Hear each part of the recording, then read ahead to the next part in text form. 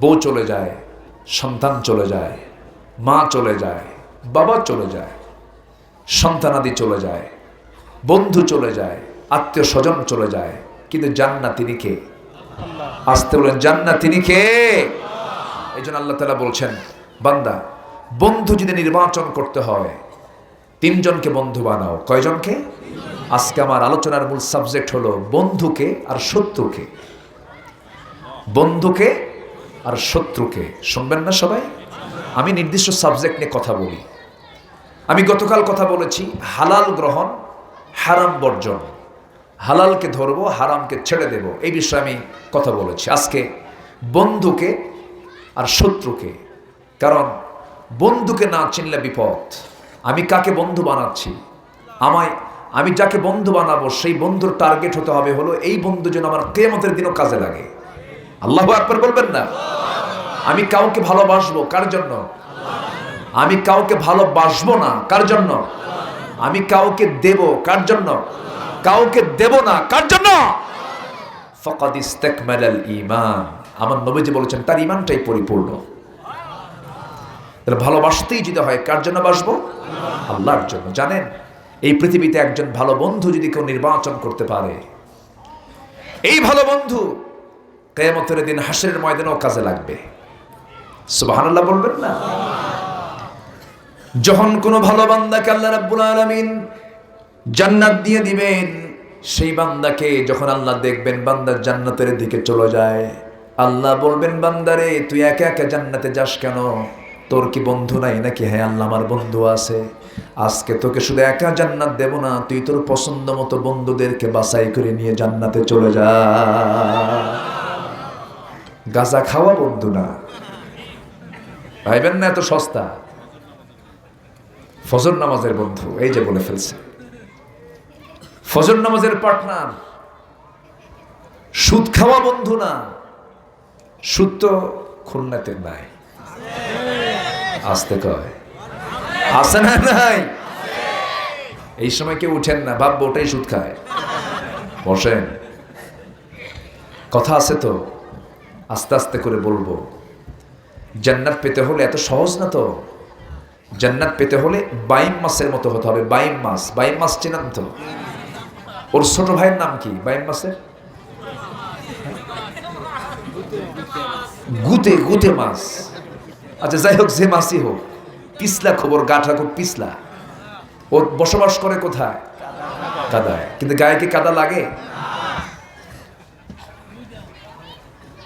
ইমানদারের জীবন হতে হবে বাইম মাছের মতো। হাজারো কাদার ভিতরে সে বসবাস করবে, কিন্তু গায়ে কোনো কাদা লাগবে না।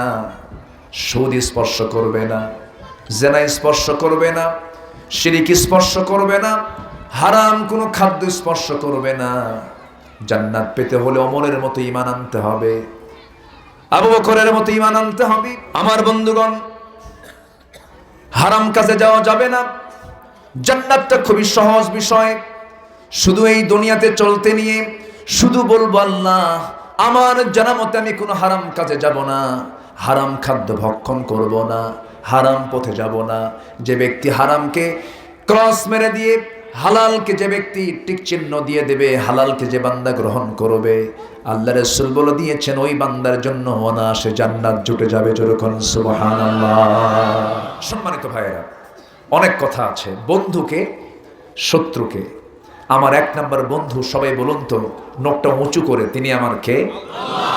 আসতে বলেন, তিনি আমার কে? আল্লাহ কোথায়?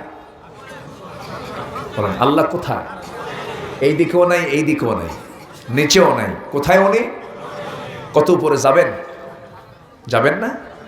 আল্লাহ নিয়ে যাবেন তো আমাকে, আপনাকে আরশ আজিমের ছায়ে জায়গা দেবেন তো আল্লাহ তাআলা আমাকে। সুবহানাল্লাহ বলবেন না? আমার এই হাদিসটা যখন আমি দেখি বুকটা ভরে যায়। জানেন, আল্লাহ তাআলা বলছেন 7টা শ্রেণীকে আমি আমার আরশ আজিমের ছায়ায় জায়গা দিয়ে দেব। আল্লাহ নিজে বলছেন, আল্লাহু আকবার। আল্লাহ নিজে বলছেন, বান্দা তুই আমার এই 7 শ্রেণীর মধ্যে তুই চলে আয়, আমি তোকে আমার স্পেশাল ফ্লাইটে করে আমার আরশ আজিমের ছায়ায় আমি তোকে সম্মান দিয়ে বসায় দেব। যা, যেরকম সুবহানাল্লাহ। আবার আল্লাহ তাআলা আরেক জায়গায় রাগ করে বলছেন, তুই আমার আয়াত মানবি না, আমি তোর জন্য আকাশের দরজাই খুলবো না। লা তুফাত্তাহু লাহুম আবওয়াবুস সামা, আকাশের দরজাই তোর জন্য খুলবো না আমি, এবং তোকে জান্নাত দেব না যেমন করে হাত্তা ইয়ালিজাল জামালু ফি সাম্মিল খিয়াত, যেমন করে একটা উটের একটা সুয়ের ছিদ্রপথে উট প্রবেশ যেমন অসম্ভব, তোর তেমনি জান্নাতে যাওয়া অসম্ভব। কত রাগ করে আল্লাহ তাআলা বলছেন। সম্মানিত ভাইয়েরা, সে আরশ আজিমের ছায়ার মেহমানকে আমরা হতে চাই না? সবাইকে হতে চাই না? 7টা শ্রেণীর মধ্যে আমরা অন্তর্ভুক্ত হব। জোরে বলি ইনশাআল্লাহ, আর জোরে বলি ইনশাআল্লাহ। 1 নম্বর বন্ধু কে আমার বলেন তো? কিন্তু সে আল্লাহ আমার আছেন কোথায়? আরশ আজিমে। সব জায়গায় তার ইলম আছে, সব জায়গায় তার জানাশোনা আছে, কিন্তু তার নির্দিষ্ট আসন হলো ওয়াসিআ কুরসিয়ুহুস সামাওয়াতি ওয়াল আরদ আর রহমানু আলাল আরশি ইস্তাওয়া। তিনি আরশ আজিমের সমাসীন আছেন, কিন্তু ইলমটা সব জায়গায় তার ছড়িয়ে ছিটিয়ে আছে। সম্মানিত ভাইয়েরা, সে আরশ আজিমটা কত দূর? বিজ্ঞানীদের একটা ধারণা, আমি জাস্ট একটা আইডিয়া দিচ্ছি। আকাশ কয়টা বলেন? কোনো সন্দেহ আছে? কোরআন বলছে আকাশ কয়টা? সাবআ সামাওয়াত, 7টা আকাশ। এটা হচ্ছে প্রথম আসমান, আমরা যা দেখি এটা এক আসমান দেখি, আরো উপরে আছে কয়টা? 6টা। মোট কয়টা হলো? 7টা। এই আসমান যত বড়, তার চাইতেও কোটি কোটি গুণ বড় হলো সেকেন্ড আকাশ। যেরকম সুবহানাল্লাহ। তার চেয়েও আরো বড় হলো থার্ড আকাশ। এরকম করে বড় বড় বড় বড় 7টা আকাশ, এর উপর হচ্ছে আরশ আজিম। যেরকম সুবহানাল্লাহ। আচ্ছা, বর্তমান দুনিয়ার প্রযুক্তি, সায়েন্স, টেকনোলজি, কেউ কি আকাশ ছুঁতে পেরেছে? আকাশ ছুঁয়েছেন একজন মহামানব এই দুনিয়াতে। তিনি কে? মুহাম্মদ সাল্লাল্লাহু। তাহলে সবচেয়ে বড় মহাবিজ্ঞানী তিনি কে? মুহাম্মদ সাল্লাল্লাহু আলাইহি ওয়াসাল্লাম। তিনি কি কম বড় বিজ্ঞানী? তিনি কি দেখছেন দেখেন, চিন্তা করেন। কেউ এটা ছুঁতে পারে নাই। রাসূল তিনি সব সফর করে এসেছেন। আল্লাহু আকবার বলেন। কার ফ্লাইটে করে? বলেন কার ফ্লাইটে? গতিটা কিসের গতি ছিল? হ্যাঁ, আলোর গতিও না, চোখের গতিও না, মনের গতির চেয়েও বড় গতি। মনের চেয়ে বড় গতি আছে? চিটু ভাই, আপনি এখন মক্কায় চলে গেছেন না? হ্যাঁ, ঠিক আছে না? আমি তাওয়াফ করতেছি, বাস চলে গেছে না? চলে গেছে। আপনি এখন জাস্ট রূপসা ব্রিজে চলে গেছেন না? এটা কিসের গতি হলো বলেন তো? মনের গতি। এটা গতি কিন্তু একটা। সম্মানিত ভাইয়েরা, আমার নবীজির আরশে আজিম জান্নাত জাহান্নাম দেখে ঘুরে আসতে তার দুনিয়াতে সময় গেছে মাত্র 29 সেকেন্ড। যেরকম সুবহানাল্লাহ। কত সেকেন্ড বলেন? 29 সেকেন্ড। এসে দেখেন সবই স্বাভাবিক, অজুর পানি গলা এখনো শেষই হয় নাই। আসলেন যে এর মধ্যে দুনিয়ার আহ্নিক গতি, বার্ষিক গতি সব থামায় দিয়েছেন। তিনি কে?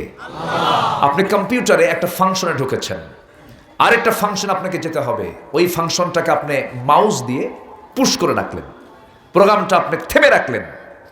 আপনি আরেকটা প্রোগ্রাম শেষ করে আবার এই জায়গায় এসে চাপ দিলেন, আবার শুরু হয়ে গেল। আছে কিনা বলেন? আছে কিনা বলেন? আছে। প্রযুক্তি দিয়ে অনেক কিছু শেখানো সম্ভব এখন।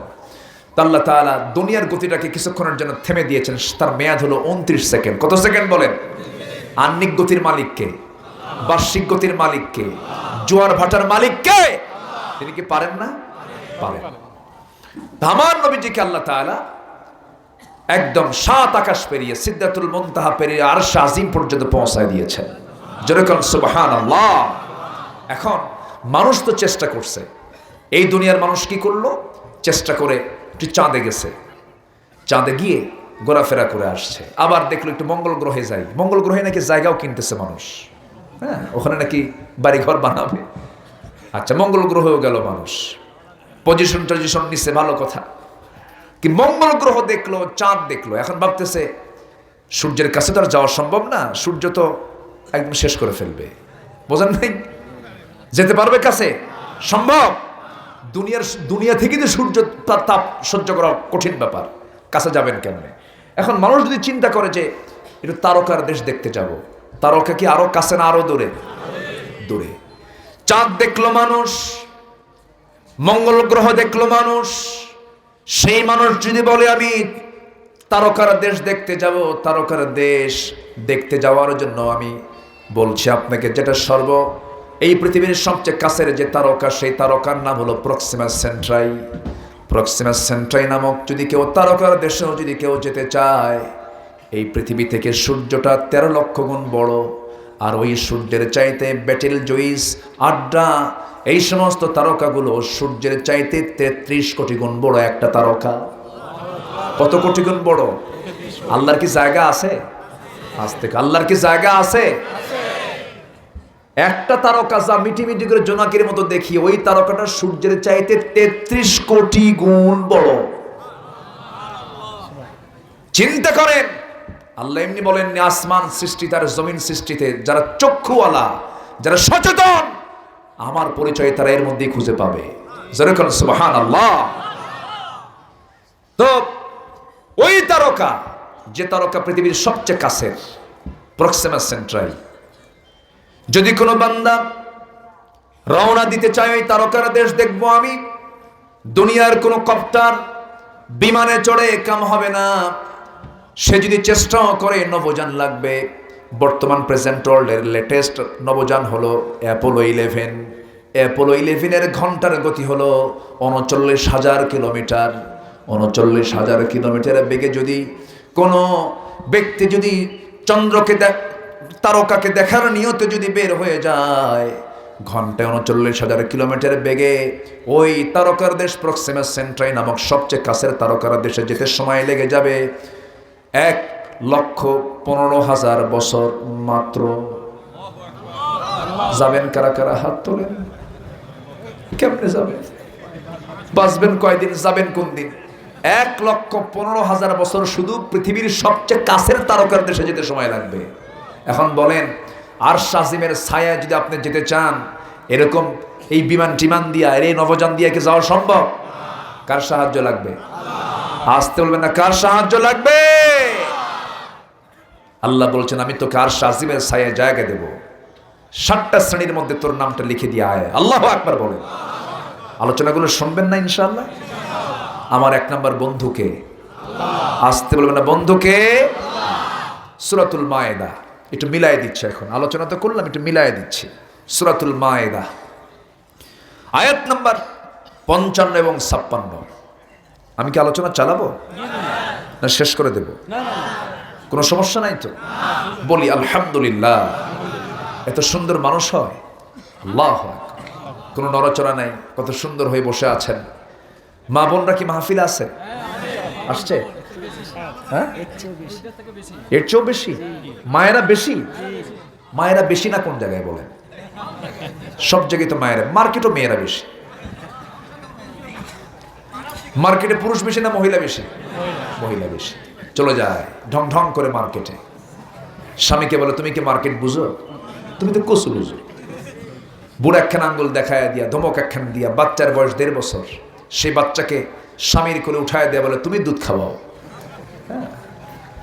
স্বামীর কোলে দিয়া চলে গেল মার্কেটে, চুল ছেড়ে দিয়ে। হ্যাঁ, আছে না নাই? আছে না নাই? চুল ছেড়ে দেওয়া মহিলা আজকের সমাজে কম না বেশি? সবচেয়ে বেশি। চুলটা ছেড়ে দিল, বুকে ওড়না নাই, কাপড় চোপড় নাই, সৌন্দর্যের সকল পসরাটা পর পুরুষের জন্য বরাদ্দ করলো। বাস ঢং ঢং করে মার্কেটের দিকে চলে গেল। ডোন্ট কেয়ার, কাউকে তোয়াক্কাই করে না। দোকানদারের সামনে গিয়ে দোকানদারকে লক্ষ্য করে বলছে, ভাইয়া একটা শাড়ি দেখানো যাবে কি?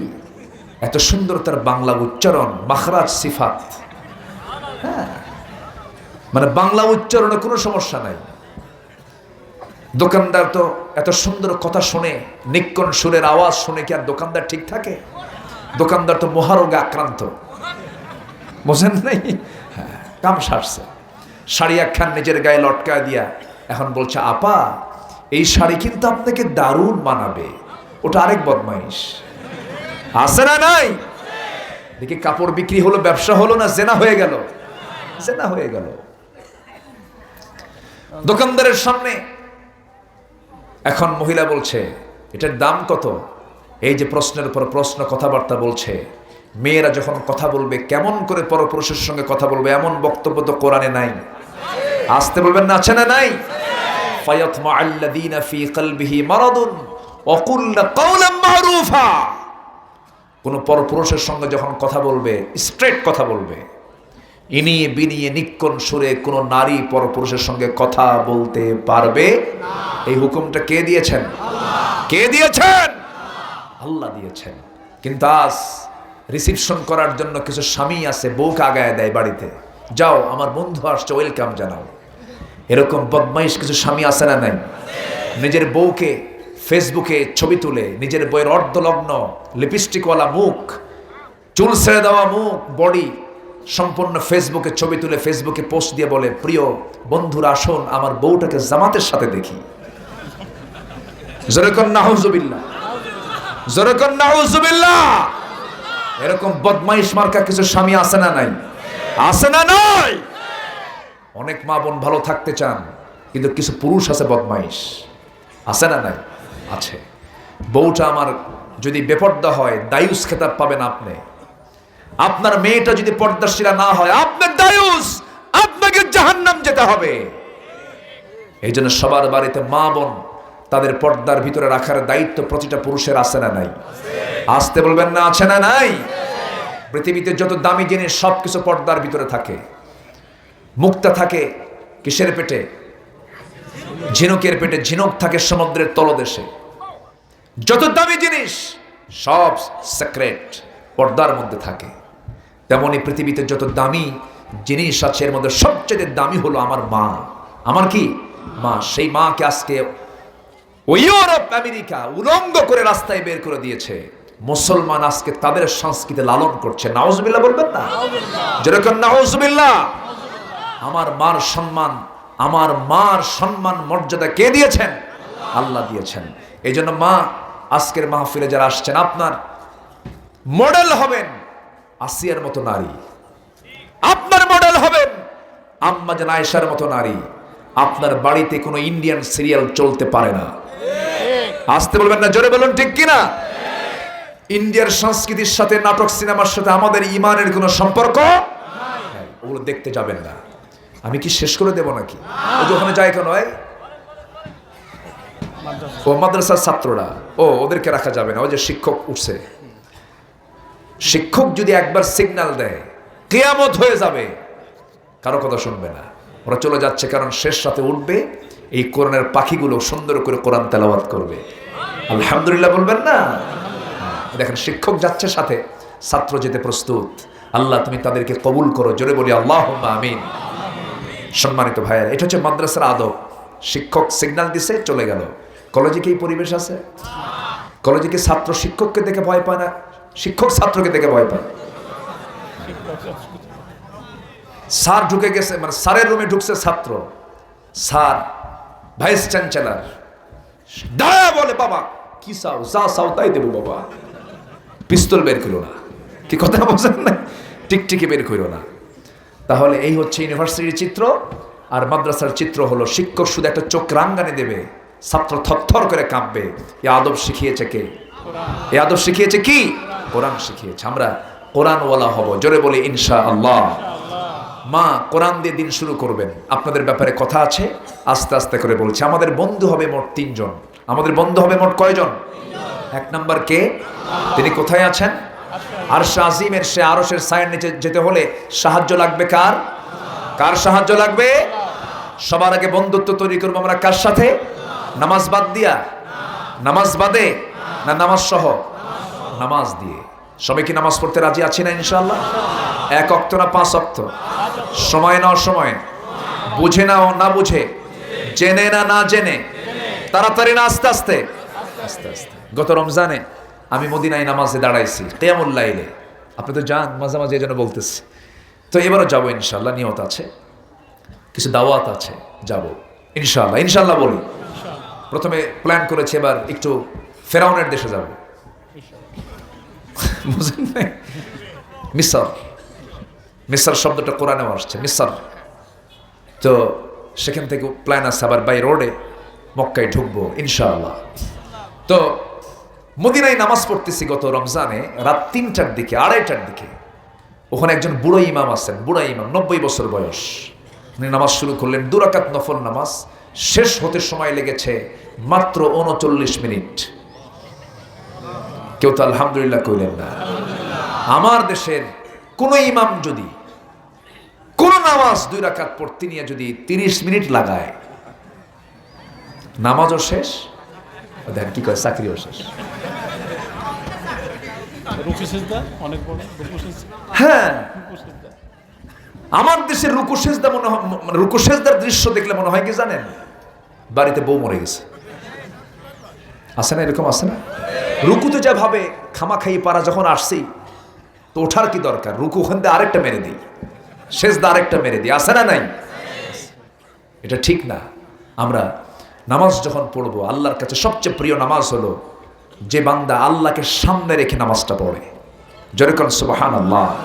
নামাজের মধ্যে যদি কোনো বান্দা তৃপ্তি পায় একবার, পৃথিবীর কোনো কাজ তার ভাল লাগবে না। আমার একজন ভক্ত, উনি বসুন্ধরার একজন বড় কর্মকর্তা, বসুন্ধরা গ্রুপে উনি চাকরি করেন, ঢাকায় থাকেন। তো ওনার একটা রোগ ছিল, সেটা হলো মানে হতাশা। উনি বাঁচতে চাচ্ছেন না, শুধু সুইসাইড করার মতো মন তৈরি হচ্ছে বারবার। এটা রোগও, কিন্তু এটা একটা রোগ, মানসিক সাইকোলজিক্যাল প্রবলেম তার। সিঙ্গাপুর সহ, ভারত সহ, থাইল্যান্ড সহ পৃথিবীর বহু দেশে চিকিৎসা করছেন, কাম হয় না। তা আমাকে বলতেছে, হুজুর, আমাকে হঠাৎ করে রাস্তায় একদিন দেখা, আমাকে জড়িয়ে ধরে হাউমাউ করে কান্দে। বললাম, আপনি কান্দেন কেন? হুজুর, আপনার একটা লাইন বক্তব্য আমার একটা রোগ সারিয়ে দিয়েছে। বললাম, আমি আবার কি ওয়াজ, আমি আবার এত বড় বুজুর্গ হলাম কেমনে, কি ওয়াজ করলাম? উনি বলতেছে, আপনি একটা লাইনে বলেছিলেন যে ইমানদার যদি বলে, কোন ইমানদার যদি বলে আমি হতাশ, তার ইমান আছে কিনা সন্দেহ। অর্থাৎ ইমানদার কখনো হতাশ হতে পারে, হতাশা আসে শয়তান থেকে। হতাশা আসে কিসের থেকে? শয়তান থেকে। ইমানদারের জীবনে কোনো হতাশা নাই।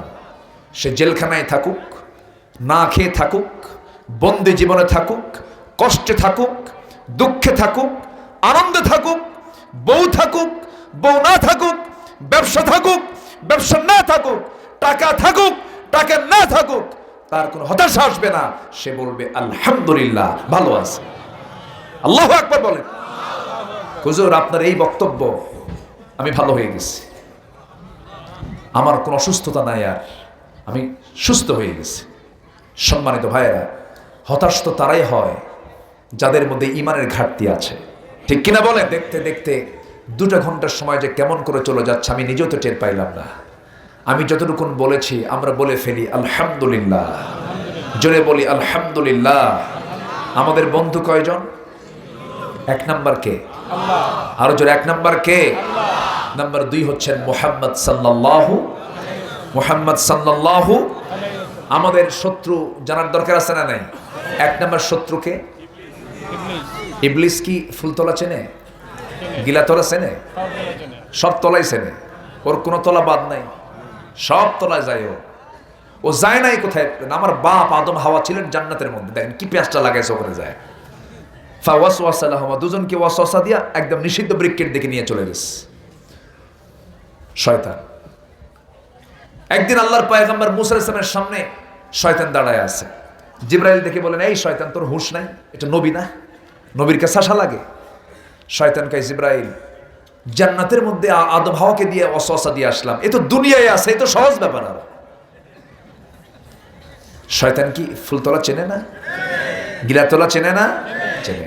শয়তান আসে ওয়াসওয়াসা দেওয়ার জন্য। এই জন্য শয়তান থেকে বাঁচার জন্য বলতে হবে আউযু বিল্লাহি মিনাশ শাইতানির রাজিম। কার কাছে চাইতে হবে? কার কাছে চাইতে হবে? আল্লাহ। সে শিরায় শিরায় ঢোকে, ডান থেকে, বাম থেকে, সামনে থেকে, পিছন থেকে। লাআতিয়ান্নাহুম মিন বাইনি আইদিহিম ওয়া মিন খালফিহিম ওয়া আন আইমানিহিম ওয়া আন শামাইলিহিম। সব দিক থেকে সে আসে। তখন বলতে হবে আউযু বিল্লাহি মিনাশ শাইতানির রাজিম। কার কাছে পানাহা চাবো? কার কাছে বলেন? আল্লাহর কাছে পানাহা চাবো। শয়তান থেকে বাঁচতে হবে আমাকে। এটা হচ্ছে 1 নাম্বার দুশমন। 2 নাম্বার দুশমন হলো যারা মুশরিক। যারা কি বলেন? মুশরিক। মুশরিক তো নাই, মুশরিক আছে না নাই? মুশরিক কিন্তু অন্য ধর্মের লোক হবে তা না, আমাদের ধর্মের মতো মুসলমান নাম শিরকে ভরা মুশরিক আছে না নাই? আছে। কথা বলবো? কতক্ষণ শুনবেন? কিন্তু আপনাদের লক্ষণ তো খারাপ মনে হচ্ছে। যাবেন না বাড়িতে? আপনারা বাড়িতেও যাবেন না, কোনটা কি মুশকিল? তো থাকেন, আমি যাই।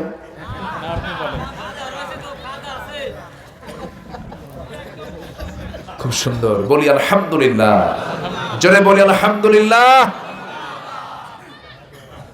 আপনি রাগ করেন নাই তো? মাইকোলাকে খুব ধমক দিছি, খুব কষ্ট হচ্ছে আমার, রাগ করেন নাই তো? ভালো, উনি খুব ভদ্র মানুষ।